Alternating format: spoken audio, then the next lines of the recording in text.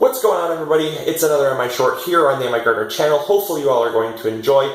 I definitely am, because I was really excited when the mailman dropped off a present for me, because Cindy is an amazing, amazing woman. So, with that out of the way, why is she amazing? Because she does things that I have no clue how she does it. Okay, so as many of you know, we have those illustrations in the office.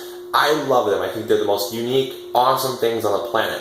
However, I found out recently that they were actually from a book. And while that tends to diminish the value of them, because I realize that there's probably hundreds of thousands of books out there, I still think that they're really cool because they're framed, they look awesome, and they tie in directly to what I stand for. But with that out of the way, I also look at it as the fact that, wait, they came from a book. That means there's a book out there. Let's go find that book. And it was really hard to find it, and somehow Cindy found it. I have no clue how she does it. Maybe someday she'll share her secrets with me, but until then, she's a mystery, which is also fun. So keep that in mind, guys. Sometimes it's fun to have a mystery. Anyway, so she used her mysterious little powers. She found the book. We got the book today. It's been a long-awaited arrival, but we got it. It is in this box. I opened it up to make sure that's what it was before I turned on the camera, and I discovered some stuff that I want to share with you all, and I think that it's really going to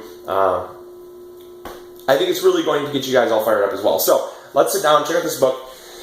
All right, so book time. All right, here is the title of the book. And for anyone that wants to get it, here is the ISBN. There's the ISBN. So, now that you have those things, number one, recommend you go out and get the book. Get the book, get the book, get the book. Because this book was written in 1976. It is no longer in print anymore.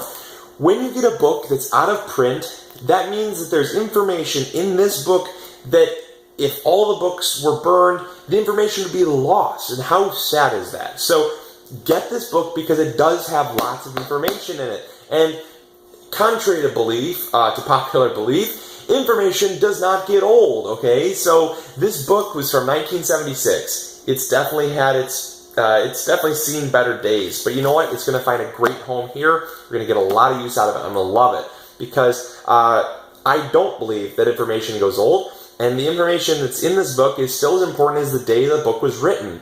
And so we need to, number one, stop that belief, because these books here are a treasure trove of old information. And old information, some of it tends to come back around and it becomes new information.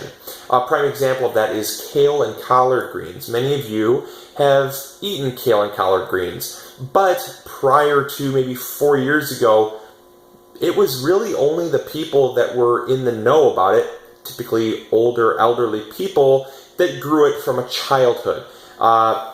Their parents probably grew it. And it was something that was regionally accepted. You know, down south, people ate collard greens. It was something that the African-American population loved, okay? So it's typically stereotyped as something like that. But they knew something that we didn't, and that's that it's a delicious, nutritious green. So about 4 years ago, someone decided, well, God, this is such a nutritious and delicious green. Let's just start putting it in the markets and see how people react. And so prior to those 4 years, nobody ate collards and kale. Nobody, okay? Unless you were part of that tiny niche group. And now it's everywhere. It's the most popular superfood in markets nowadays is kale. It's in everything. It's delicious and it's nutritious. And it's super, super awesome. But, again, our thinking is, well, that's old stuff, that's old knowledge, and let's move on to bigger and better things. But history does, in fact, repeat itself, and kale did, in fact, repeat itself as well. And it kind of came back around, and now it's pretty much a universally accepted green. I mean, you can go to any market and find it, and it's delicious. So that's one thing that, when you look at words that were typed in 1976, you're going to find some stuff that is not necessarily agreed with in modern day society. And I'm not saying that 100% of it will be truthful. I mean, there's a lot of things that were thought back in olden days that aren't as due to modern day science and whatnot, Not going to get into that whole thing, but due to modern science, some of it has been disproven.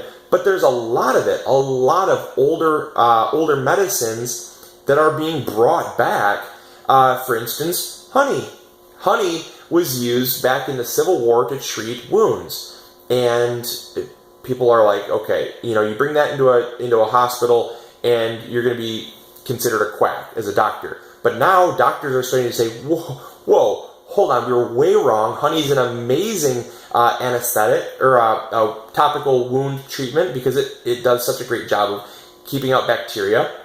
We should start using this. So now there's actually hospitals that have in fact come back around to the idea of using honey to treat wounds. I mean, this is like a no-brainer thing. So, having this book here will definitely serve you well. Number 2, the last point that I want to make is when I opened this up, I was really excited, but I found something in here that really disappointed me, and that was, let's get to that now. So, story time. So, we have the book here, and the book, it's obviously, it's been used, it's seen better days, and it looks like it was probably used in like a classroom setting, and so we open it up, and sure enough, you see this right here, and this is kind of the next clue for reference, not to be taken from this room. I saw this, I'm like, whoa, library. Okay, that's the only library or classroom. And sure enough, what's the next thing we read? Westboro Senior High School Library, Westboro, Massachusetts. Why is a library taking this information out of the schools? Why are students not allowed to read these things? I mean, this book right here, check out this book. Check out this book.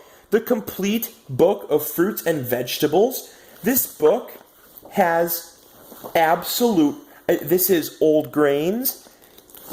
This is old corn. We actually have a picture of that. Check out these heirloom beans. This looks a lot like a dragon's tongue bean, actually. You don't see these beans in the modern supermarkets.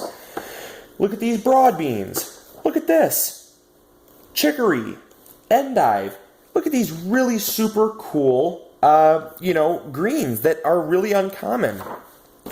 Radicchio, or not radicchio. This is, it looks a lot like radicchio, actually. This is still chicory. Another type of endive. You've got here, garden burnet, dandelion. These are edible foods here, folks. Edible foods. So, to make a long story short, you have edible foods in a book geared towards children in a library. Why are you taking it out of the library? I don't care what shape the book is in. I don't care what year it's printed.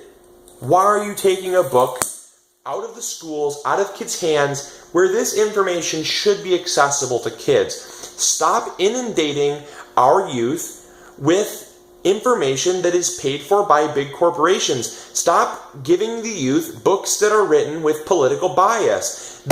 Fruits and vegetables do not have a political bias. It's real information. It is information that is written solely for the fact to inform. Please.